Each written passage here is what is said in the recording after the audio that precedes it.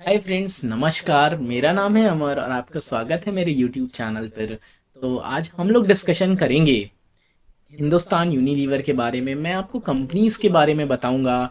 एक ये सीरीज लेकर के आए हैं जिसमें आपको एक एक कंपनी के बारे में बताएंगे, उनके फंडामेंटल्स के बारे में बताएंगे, कंपनी क्या करती है और आप किस तरह से बिजनेस ओरिएंटेड अप्रोच में आप कंपनीज को एनालाइज कर सकते हो।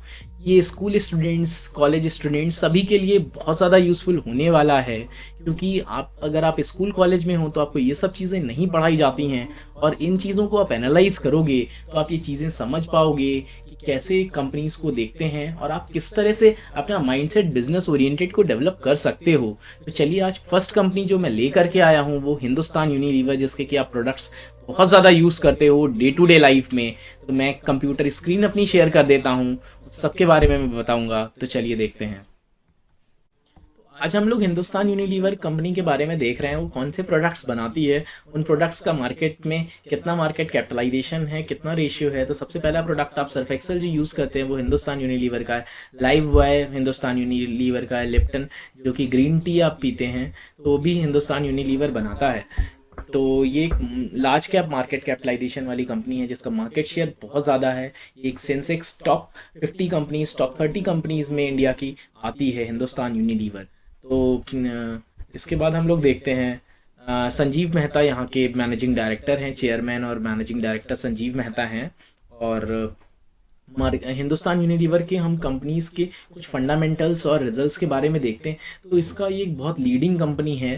तो इसका जो डबल डिजिट ग्रोथ है और ये मार्केट से बहुत ज़्यादा लीड कर रही है। जैसे मार्केट ने पूरा जितने भी एफएमसीजी सेक्टर की कंपनीज हैं, जो एफएमसीजी क्या होती हैं, फास्ट मूविंग कंज्यूमर गुड्स, जो कि डे टू डे वाले प्रोडक्ट्स बनाती हैं आपके। तो वो जो नॉर्मल में जो अदर आती हैं उनका सिंगल डिजिट ग्रोथ है और एचयूएल का वहीं 11% का ग्रोथ है। ये कंसिस्टेंट कंपनी है, आप देख रहे होंगे। तो ये कंसिस्टेंट कंपाउंडर रहा है। हर क्वार्टर में इसका जो सेल्स ग्रोथ है वो ज़्यादा है, मतलब एक स्लोप टाइप बना रहा है। 2%, 7%, देन 9%। ये दिसंबर क्वार्टर 21 में एक प्रॉफिटेबल एबिटा इसका 100 पॉइंट्स ग्रो किया है ईयर ऑन ईयर बेसिस में। एबिटा क्या होता है? Earning before interest, taxes, depreciation and amortisation. मतलब अगर आप अर्निंग्स जो हैं बिफोर टैक्सेस वगैरह हटा दो, ये सारी चीज़ें अगर हटा दो, तो जो अर्निंग्स बनती है उसे एबिटा कहते हैं। तो ये भी कंपनी बहुत ऑलराउंड परफॉर्मेंस रही है। आगे हम देखते हैं। तो ये जो प्रोडक्ट्स है ये 3 सेगमेंट्स में हिंदुस्तान यूनिलीवर वर्क करता है। जैसे अलग अलग इसका एक फैब्रिक केयर है जो सर्फ एक्सल आप देख रहे हो, skin cleansing, household care, ice cream, skin care, hair care, colour cosmetics, water purifier, oral care, foods, इन सब चीज़ों में आता है। लेकिन 67% जो मेजर इनका कंट्रीब्यूशन है एचयूएल का, वो सर्फ एक्सेल इन सब आइटम से है, जो फर्स्ट में आप देख रहे हो, फैब्रिक केयर, ये सब में। और रेस्ट जो आपका 33% बचा है वो इन सब प्रोडक्ट्स में आता है। Oral care, water purifier HUL का, इन सब से आता है इनका जो है। ये देखिए, ये इसके अगर हम इनकी लीडरशिप के बारे में देखें तो highest year on year market share gain किया है इन्होंने। ये ओवर द डिकेड्स ये मार्केट लीडर रहा है अपने सेगमेंट में। और winning market in all divisions में, अर्बन और रूरल रीजन में इंडिया का इसका बहुत बड़ा कब्जा है। मतलब इसकी मोनोपोली है एक तरीके से, इसके कम्पिटिटिव एडवांटेज है एचयूएल का। आप जाते हो सर्फ एक्सेल लेते हो अदर सर्फ्स की अपेक्षा। तो ये जो है एक स्ट्रेंथनिंग मार्केट लीडर है अपने सेगमेंट का।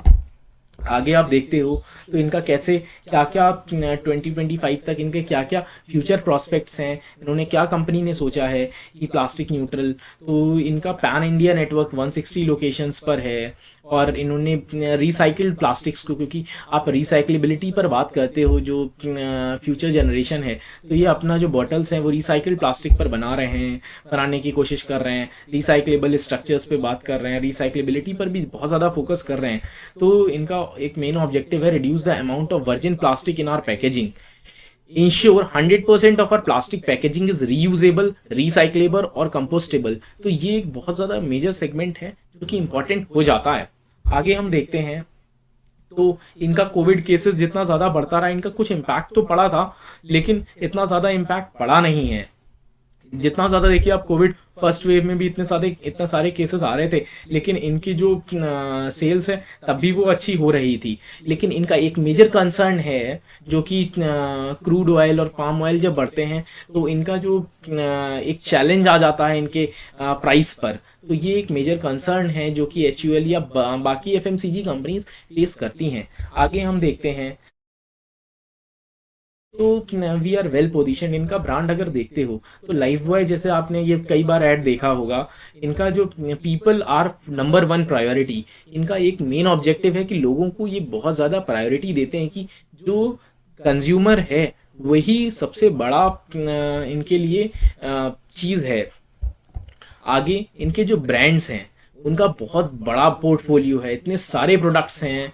जैसे आप Lifebuoy, Brooke Bond, Fair and Lovely use करते हो, डव यूज़ करते हो, Pond's, Clinic Plus, Lux, Closeup, Lakme, Pears cream, Surf Excel, Rin, Vim bar, आप जो क्वालिटी वॉल्स की आइसक्रीम खाते हो, किसान जैम, हॉर्लिक्स, ब्रू, ये ब्रू की जो कॉफ़ी है। तो ये सारे एक वाइड पोर्टफोलियो में इनके सेगमेंट्स हैं। इनकी सप्लाई चेन बहुत एजाइल और फ्लेक्सिबल है। एजाइल और फ्लेक्सिबल का मतलब ये होता है कि जिस भी सरकमस्टांसेस, जो भी कंडीशन हो, उन सरकमस्टांसेस या उस करंट सिचुएशन को अडाप्ट कर लेते हैं, ये डिपेंडिंग अपॉन द सिचुएशन।